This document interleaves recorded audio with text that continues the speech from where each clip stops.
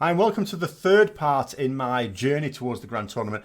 The first Age of Sigmar tournament that I'm going to be taking part in. I used to do tournaments for Fantasy Battle many years ago now.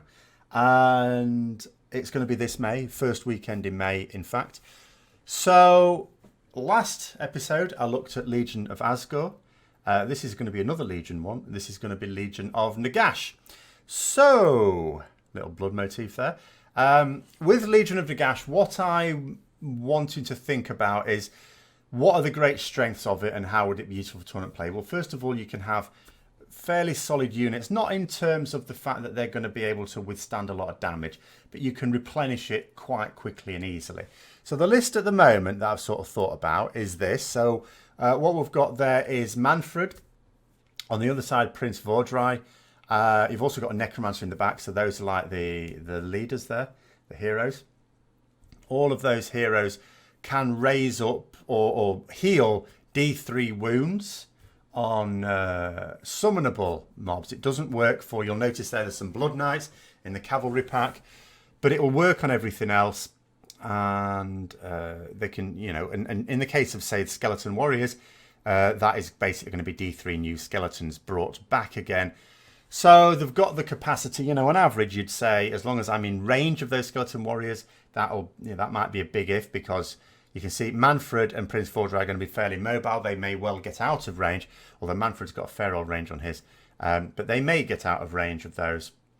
But, you know, that's an average of 6 skeletons returned each time. So, and they start off with a full-size unit of 40. And at 40 as well, as long as they've got more than, you know, in excess of 30, they're actually pretty decent in combat as well. So there'd be nice solid blocks to get themselves over to objectives and hold them, with the Necromancer keeping up the rear there.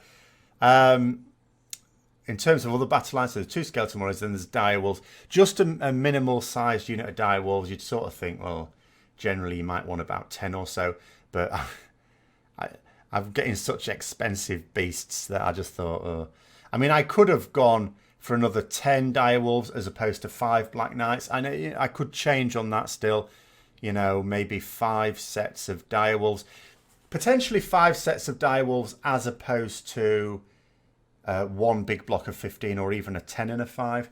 The advantage is that you've got an ability with these Legion of Nagash that you set up gravestones around the battlefield there.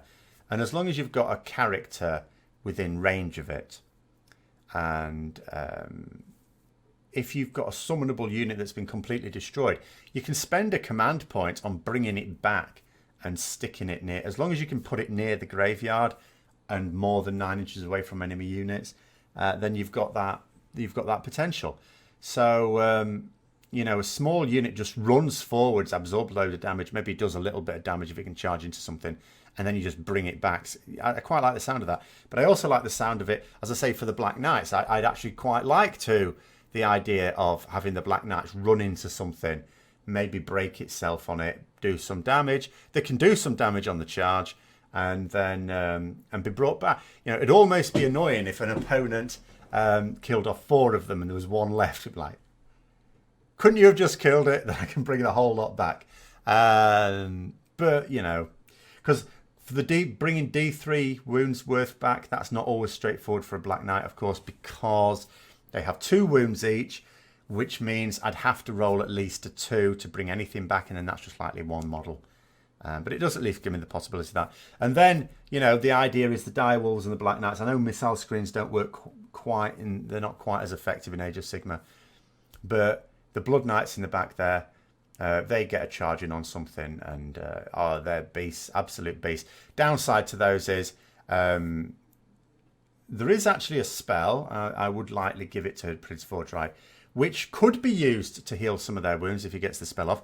But because what it does is it does D3 wounds to an enemy unit, and then he can transfer those wounds to healing of a death unit, which could be himself or could be the Blood Knights. The intention would be the Blood Knights and Vordrai very much working in unison together. Now, I've not necessarily thought out the detailed strategy, but that's the general idea. So if we have a quick look at each individual unit. So Manfred, of course, double wizard, so he's got 2 spells that he'll get to cast. he's a bit of a beast, of course, in combat. Only 11 wounds. You know, for something that expensive, that's not a lot. So you have to be a little bit careful.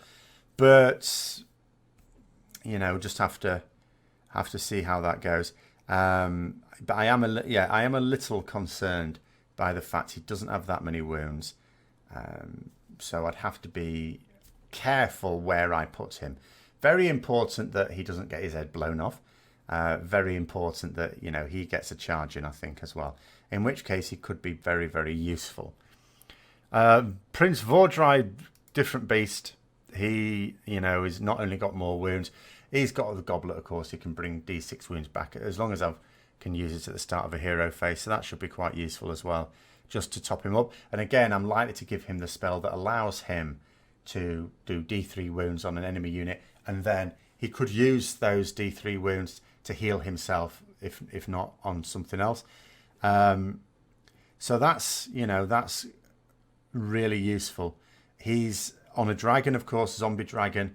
So this is also going to be a bit of a beast. And again, on a charge, he gets a bonus on the charge. So he's going to rip a new arsehole into anything that he charges there. And the Necromancer, Van Hel's Dance Macabre, you know, just being able to use that on the skeletons doesn't need to be on anything else, doesn't need to be on anything cavalry. You know, it only works on a summonable unit anyway. The skeletons will be, you know, they're nasty enough as long as you maintain numbers with them. The idea of being able to pile in a second time during a combat and basically have a, you know, so you're not only going to be able to get more skeleton warriors surrounding a unit that you might get into combat with, as long as there's not a line, but another attack as well. Bargain. And I'm giving them spears, so I should be able to get plenty of attacks in there. But the Necromancer, of course, not really a combat beast. I want that in the back. I want that hidden in the back. Not attracting too much attention, because otherwise it's dead. It's dead. So onto the actual unit. So the skeletons themselves would be the main blocks here. These are the ones that need to win the battle effectively. Never mind about the stuff that can deal out the damage. You win the battle, of course, with objectives. I want to get these things on objectives.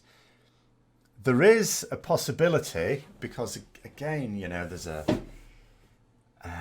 ability on deployment where I could have a unit in reserve and it pops up in range of a graveyard. Again, it has to be set up within range, and it has to be set up more than 9 inches away from enemy units.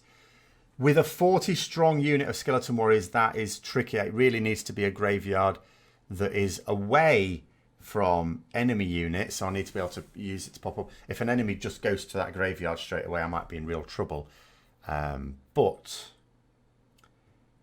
I could set those graveyards up where there are objectives, because the way, as I understand it, as I'm going through, in terms of you setting up the battlefield, you'd set up the battle plan first. You'd be given the battle plan, so you're going to know where the objectives are. Before deployment, before we sort anything out to do deployment, yes, I then put my grave sites down, my graveyards. But I'll know where the objectives are. So it'll be quite handy to be able to place them, at least 2 near objectives. And then I might just be able to get those skeleton warriors to just pop up there if I, you know, first turn. It might even be worth having the first turn, taking the first turn if that's at all possible. I mean, if we have a look at this, what have we got here? We've got 8 units altogether, haven't we? So in terms of, for a 2,000 point game, that's not bad. I think a lot of 2,000 point players might have several more, possibly. In which case, maybe there's a decent chance that I'd be able to manage. Some people may have battalions as well. Reasonable chance that I might be able to choose who goes first. And then, you know, in terms of their general rules, so you look with the spears, it's like, oh, it's 5s to hits, 4s to wound, no rend. That's a bit rubbish, isn't it? But of course, being spears 2-inch range means that you've got a double rank attack in.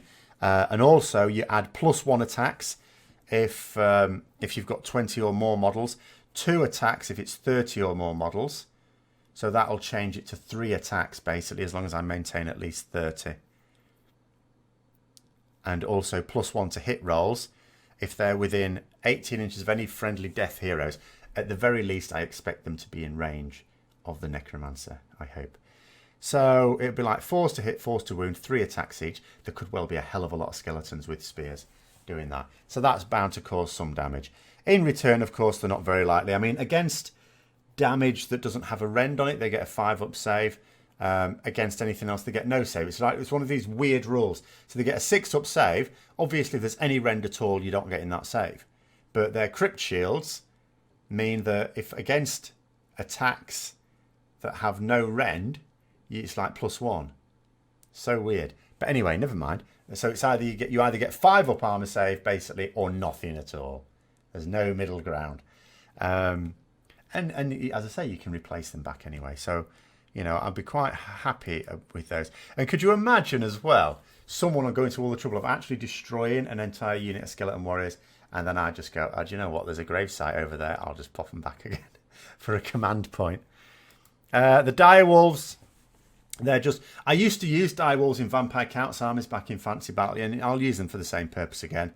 You know, in this case, I'll be honest, I've taken them for an extra battle line. But realistically speaking, I wanted everything else.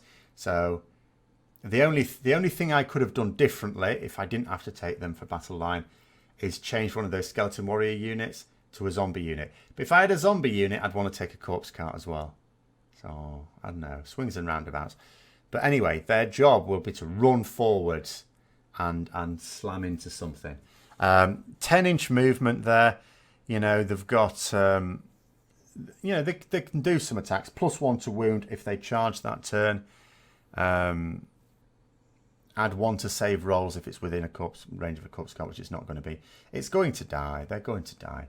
But they've got 10 wounds for the unit. They're just going to run at something. And then behind them is going to be some Black Knights, Blood Knights, and Prince Vordry. That is my plan. Out on one side. So... or maybe if that's not, I feel that's not needed, they can just run quickly and grab an objective. You know. Black Knights. I like the Black Knights. Nice cheap unit, only 120 points for 5. The other thing I quite like about these sort of units as well, these, like, you know, with the hornblowers in this army. Like, hornblowers give usually varying bonuses, like, for example, with Chaos Warriors, it's things like... +1 to run and charge, which is always nice. This one's super nice because it means, I mean, it's not a bonus as such because it doesn't add anything, but it just means if you declare a charge, whatever you roll, you will be able to charge at least 6 inches. So you don't have to fear the double 1. You know, if you get yourself and have to stop the 3 and a bit inches away, because you've got plenty of movement to get in, but of course you can't get into combat during the movement phase. So you have to stop you 3 inches away. And then there's always that fear, and I've done this. Everyone will have done it, I suppose, after enough time. And you get the double 1, and then you've knackered your whole tactic. You know that's not going to happen. You can definitely charge at least 6, which is 1 below the average of 2d6 as well. So that is really useful as well. And on the charge, as I say, they've already got, as it is, 2 attacks, 3s and 4s, no rend, of course, as well as the ninja steeds. They're always really useful. But on the charge, +1 to wound roll, so that'll be 3s and 3s, and also 1 to the damage characteristics, so it'll be damage 2 from the lancers. So that'll be quite handy as well. Just as with the skeletons, they've got those crypt shields as well. So against, you know, I mean, this time they do at least get a save if it's like rend 1. But if there's no rend on it, they're going to have a 4-up save as well, which is nice, and 2 wounds each. But again, largely thinking of these as sacrificial. These are not things that I intend to keep alive. Does me no harm at all to run into something, do a bit of damage, and then die. Because like I say, I can spend a command point bringing it back, and hopefully there'll be a suitable graveyard. There will certainly be graveyards that I can bring it up in. You know, and even if I have to put it in a graveyard back in my own territory and have it run across the battlefield again, it's coming back. You know, I definitely think I'll be able to spend a command point or 2 bringing some of these units back. So that'll be really useful as well. And then the pièce de résistance. The Blood Knights, 5 Blood Knights, 3 wounds each, basically vampires on steeds, 3 attacks each, 3s and 3s, -1 rend, 1 damage. But again, on the charge, where's their charge bonus? Because they get a decent one here. Damage characteristic of the... And note, lancers or blades. Like with some heavy cavalry, it's like you have to choose between a lance and a blade. And it's usually like the blade does more damage, but the lance does more damage only on the charge. This time, you don't have to make that decision. There's no decision to be made. you're having weapons, it makes no difference. Model them with lances or blades, it doesn't really matter. It's the same rules. And on the charge, you're going to do D3 damage with them. The other thing is if you go to unit and you actually... Because I say the downside here, I can't use my vampires to boost their wounds back up. I don't have spell. Well, no, Prince Vordry, I can get... There's a spell in the Law of Vampires, which I could potentially use to heal some up. I won't be able to bring any back, though. It will only be healing. So if any die, I can't bring them. There's nothing I have to bring them back. But if they take a wound or so, then, you know, if they've killed any models, they can heal 1 wound as well. So there's a little bit of scope there potentially as well. And with 3 wounds, you should take 1 or 2 and get some benefit from that roll. But they are going to do so much damage if they get charging. And bear in mind that I've got a couple of decoy units that are supposed to draw off the potential for me to be charged. I'm hoping that I should definitely be able to do that. I mean, 10-inch movement should certainly be able to do that. And you know, and they get the same sort of rule, as I say, of all of the ones that get hornblowers in this army, in Legions of Nagash, this is the standard thing. You're always going to have a 6-inch charge. So I know if I can get within 6 inches of something, I am going to be able to charge it. That's all there is to it. So, you know, it's certainly one I would think I'd be able to cope with, because, like, pros and cons with the Legions of Asgore that I was talking about before. With these ones, I'm less sure about my ability to deal with certain monsters, but when I say monster, I don't just mean literal monsters. I mean monsters of characters sometimes as well, the really horrible ones. But the idea of being able to quickly get to an objective and just set up and defend, normally when we're deciding who goes first, I always say, if your opponent can't do anything, make them go first. They waste a turn. Remember, there's limited turns in this. The other benefit of that is that you're also giving yourself more time effectively to make sure you can finish the game. Because if they can't do much, if all they can do is cast a Mystic Shield and shuffle up, if they indeed want to shuffle up, there's not a lot to that. Whereas with something like this, I'd be looking at it and thinking, generally speaking, what can I do if I take the first turn? Not a lot. Not a lot. I could move right up and then be charged myself. I don't really fancy that. So all I can do is cagely move up. So normally I would think, I don't really want to go first. But those graveyards mean actually, potentially, yes, I do. Because if I look at a graveyard and I think, if I think to myself, because the problem with putting something in reserve, if there isn't anywhere therefore useful to place them on the first turn, I've wasted my time. But with cunning placement of the graveyard sites, and I get like 4 of them, I have to put 2 in my territory and then 2 anywhere else on the battlefield. So that could be 2 in the opponent's territory. So I'd quite like to put them... I could easily put them within range of the objectives, because when you place them near a graveyard, you place them within 12 inches of it, more than 9 inches away from enemy units, and they have to be wholly within 12 inches. Again, that's the slight difficulty with a 40 model unit, but you can do it. So I don't have to place the graveyard sites right next to the objective. I would ideally like to place them as far up as I can, but if I just place 2 objectives rather, 1 each, just for the purpose of dumping skeletons, like just putting the skeletons in reserve and then just dumping them down. Potentially the Necromancer as well. I don't want to leave him in the middle on his own, having to run up to the skeleton warriors. Then, it's like I can be capturing 2 objectives, depending on the battle plan. And then it's like, go on then, shift these off it. Shift him off it.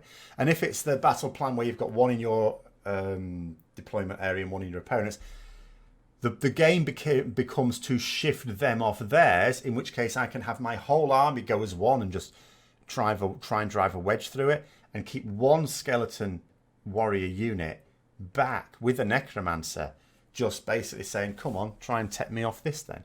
40 skeletons, how long is that going to take you? And what would you have to do it with? Because remember, the skeletons can do damage back, so what would an opponent have?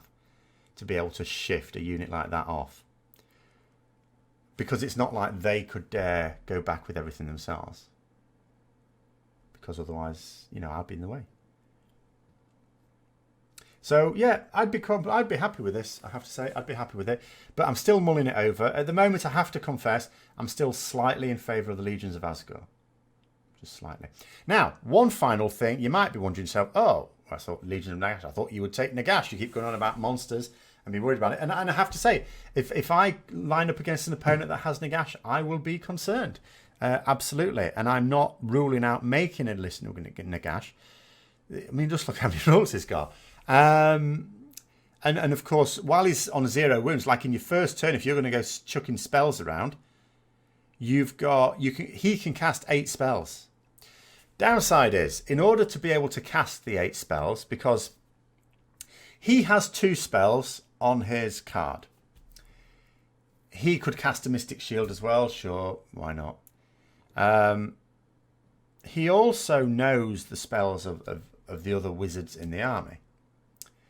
And you'd absolutely prioritise having him cast them, even if it meant one of your other wizards couldn't cast anything. But in order to benefit from that rule, you need other casters. You need at least 2, preferably 3. Now, 3, I've pretty much come to the conclusion, unless I want virtually no troops and just to make a character army, is difficult. Because apart from anything else, you want them to be different casters. It's no good just getting, say, 3 Necromancers, which would be the cheapest way to do it, because, you know, each of those Necromancers can have a spell from the lore of Death Mages, and Nagash could nick those. But then what would they have to cast? Because although, yes, you prioritise casting spells on Nagash, you still want your other wizards to be able to cast. I mean, if I've got 3 other wizards, let's say, and Nagash casts 8 spells, and I can still cast another 3 spells, that's 11 spells I'm casting. And it sounds really powerful. And the fact that you also don't want to get close to Nagash, because not only is he quite well defended against like mortal wounds, which is the normal thing you would try and chuck against him, as well as any wounds, indeed, unless you've got a massive rend. He's got plenty of wounds. He's got nasty attacks of his own, and he's got an instant death spell, and it is the worst of any instant death spell. So just have a look at this. Basically, Hand of Dust, casting value of 8. Probably not that clear on this one. It says if successfully, and you know, it very likely will be successfully cast, because bear in mind, again, until you've done some damage to him, he's +3 to cast. And in fact, until you've done at least 7 wounds of damage to him, he is +3 to cast. So on average, he's going to be getting 10s for his casting values. And your Unbind is going to be at -3. Or actually, if you're taking, say, 6 wounds off it with -2. Oh no, that's his Unbind. Sorry. Ignore me. You don't get any penalty to your Unbind. That would be really unfair. But so he's going to be on 10s anyway. So he's very likely to get it off. It's within 3 inches. So you pretty much have to be in melee. Well, you have to be in close combat range of him for him to be able to do it. And then what apparently happens is you get a die and you put it behind your back. That'd be a little difficult for me at the moment because I'm knacking my shoulder. I don't know why they have to do this. I don't know why they don't just roll it. I think it's just for suspense. You put a die, you swap it around between your hands, and then leave it in one hand, bring out your fists, and say to your opponent, pick one of them. And let me get this right way around. If they pick the one with the die in it, they're all right, they're fine. If they pick the empty hand, they're dead. That's it. You know, your opponent must pick one of your hands. If they pick the one holding the die, the spell has no effect. If they pick the empty hand, the enemy model is slain. Instantly dead. So you send in something like, you think to yourself, I'll send Marathian. She can only take 3 wounds a turn. No problem. Send her in. He casts Hand of Dust. Oh. You know, and let's say it's cast and it's not unbound. Marathi is then having to play a game, what is ostensibly a 50-50 chance, but again, it's really a game of poker. Can you study your opponent and see if there's any tell there into which hand it's in? Do you do the thing as the Nagash player where maybe you squeeze harder on one hand, noticeably harder, and your opponent thinks, that's the one with the die in it. But it's not. That's the empty hand. Oh, bluffs, double bluffs, triple bluffs. The potential is there. But the bottom line is this. You've realistically got a 50% chance of dying with that major character. So you don't want to get near him either. So what's the reason for just not taking him? He's an absolute monster. He is an absolute monster. 800 points of monster. I mean, the reason is because I wouldn't want to have him just run out headlong into something. I want him around his units. So he's not going to be rushing into a combat. And I don't want to get him into a horrible combat either, because he can be killed. But the other thing is this. If you look at the actual spells, because you think, oh, 8 spells and +3 to cast, marvellous. I mean, Hand of Dust, 3-inch range. The Soul Stealer, fair enough, is 24-inch range. So, you know, that... But, you know, still, I don't think that's a great spell. What it says is Soul Stealer, casting value of 6. To successfully pick an enemy unit within 24 that's visible to them. Well, it's a big model. Everything will be visible, just about. And then you've got to roll your 2 dice. It's your classic bravery one. If the total is greater than their bravery, then it suffers D3 mortal wounds. If it's at least double the unit's bravery, it suffers D6 mortal wounds. For each mortal wound inflicted, heal 1 wound allocated to the caster. So it sounds fine. And against some units, that'll be all right. But against plenty of units, it won't.